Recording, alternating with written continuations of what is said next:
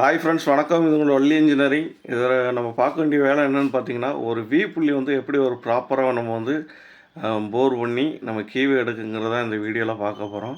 அதுக்கு முன்னாடி வி புள்ளி என்ன சைஸ் இருக்கோ அந்த சைஸ்க்கு வந்து அளந்து பார்த்து அந்த செக்கில் அந்த கான்சென்ட்ரிக் சர்க்கிளை யூஸ் பண்ணி ஓரளவுக்கு மேக்ஸிமம் நம்ம ஒரு 80% நம்ம இதிலே செக் பண்ணிக்கலாம்.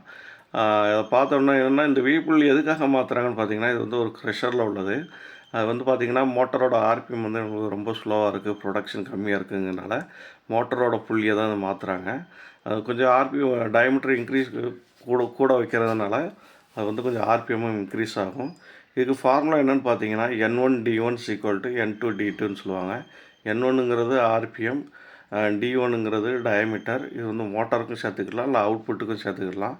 அதை போட்டு நீங்கள் ஈக்குவல் பண்ணி போட்டிங்கன்னா ஆக்சுவலாக உள்ள ஃபார்முலாவில் என்ன ஆர்பிஎம் உங்களுக்கு தேவையோ அது வந்துடும். இப்போ புள்ளியை செக் பண்ணுறது பார்த்தீங்கன்னா, அந்த வி குரூவுக்காக தான் புள்ளியை செக் பண்ணுமே தவிர இந்த சைடில் உள்ளதுக்காக செக் பண்ணக்கூடாது. எதுக்காகன்னு பார்த்தீங்கன்னா, இதெல்லாம் மாஸ் ப்ரொடக்ஷன் பண்ணுவாங்க. அதாவது கேஸ்டைன் கொடுத்து மாஸ் ப்ரொடக்ஷன் வி புள்ளிலாம் பண்ணுவதில் ஒரு லேத்தாக மாறி வரும். அப்போ வந்து வி குரூ வந்து வேறு செட்டிங்கில் இருக்கும், இந்த சைடும் ஃபேஸும் வேறு செட்டிங்கில் இருக்கும். அதனால் கொஞ்சம் வி குரூவுக்காக செக் பண்ணிங்கன்னா நல்லாயிருக்கும். ட்ரில்லு போட்டுகிட்டே அப்படியே மேண்டரில் போட்டு ஏற பார்க்கக்கூடாது. எதுக்காக பார்த்தீங்கன்னா, ட்ரில்லு வந்து கான்சென்ட்ரிசிட்டியில் வராது. ஏன்னா ஸ்ப்ரிங் ஆகிறதுனால ட்ரில்லு வந்து கொஞ்சம் அவுட் அடிக்கும். அதனால் போர் பண்ணால் தான் அந்த அவுட்டருக்கும் போரும் கரெக்டாக ஒரே செட்டிங்கில் வரும். அதனால் கட்டாயம் போர் பண்ணி தான் புள்ளியை ஏற்றணும், மேண்டரில் ஏற்றணும். பார்த்திங்கன்னா, நம்ம வந்து 1.5 இன்ச்சு ஷாஃப்ட் சைஸ் கொடுத்துருக்குறாங்க. நம்ம ஒவ்வொரு சைஸுக்கும் நம்ம மேண்டரில் வச்சுருக்கோம். போர் பண்ணி அந்த ஷாஃப்ட் சைஸை நம்ம ஏற பார்த்தாச்சு. இதுக்கப்புறம் பார்த்திங்கன்னா, நம்ம வந்து கீவை போடுறதுக்கு நம்ம ஷேப்பிங் மிஷினில் கொண்டு போய்க்கலாம். மேண்டரையும் நம்ம கரெக்ட் ஃபிட்டில் நம்ம ஏற பார்த்து வேலையை முடித்தாச்சு, லேத்து வேலையை முடித்தாச்சு. அடுத்த ஷேப்பிங் மிஷினில் நம்ம எப்படி செக் பண்ணுறாங்கிறத நம்ம அந்த வீடியோவில் பார்க்கலாம். இப்போ வந்து ஷேப்பிங் மிஷின் அப்போ தான் ஓட்டுறாங்க பாருங்கள். பார்த்திங்கன்னா, இது வந்து எக்ஸ்டர்னல் ஹோல்டர் இருந்தது, அதை மாற்றி இன்டர்னல், அதாவது போரில் எடுக்கக்கூடிய ஹோல்டரை மாட்டி நம்ம ஜாப் செட்டிங் பண்ணி அந்த ஹைட்டெல்லாம் ஏற்றி அப்புறம் பார்த்திங்கன்னா ஸ்ட்ரோக்கெலாம் செட் பண்ணுவாங்க. ஸ்ட்ரோக்குங்கிறது ஒன்றும் இல்லை, நமக்கு தேவையான ஜாப்புக்கு தேவையான நீளத்தை வந்து அவ்வளோ நீளம் தான் போகணுங்கிறத நம்ம தீர்மானிக்கிறது தான் ஸ்ட்ரோக் செட்டிங்.